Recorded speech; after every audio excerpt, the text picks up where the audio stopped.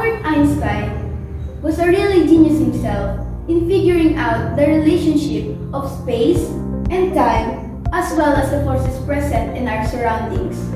Maybe most of us are wondering, how come we can think like that? Or maybe some of us wanted to be as intelligent as him. Well, who knows? You might be the one following his footsteps. Today, in our amazing episode, let's talk about the Einstein's general theory of relativity. Imagine a soft bed where you can lay your back and relax, but because of its softness, it depresses as you jump on it, trying to lay down. Why? Because your weight pushes the bed downward. This is likewise how Albert Einstein explained his theory on how space can be affected by the mass of an object. He said that when the mass is placed in space, the space will get curved. Now, let's talk about the first postulate. It states that the law of physics is the same in all inertial reference frames. Inertial reference frames mean that the object at rest and remains at rest or a moving body with constant velocity.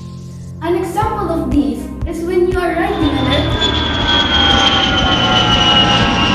Let us assume that the airplane is the reference frame and is moving in a straight path with a constant velocity. You drop a pencil from your lap down to the floor of the plane. Since the airplane moves in a constant velocity, the falling object fell in the same way, with same height and time as it fell when the airplane is at rest in the ground. Same law of falling objects governs the falling objects inside the plane, with constant velocity and the falling objects inside the plane when it is not moving. The second postulate states that the speed of light in vacuum is the same for all observers regardless of its source. But then, we are aware that the speed of light is 300 million meters per second.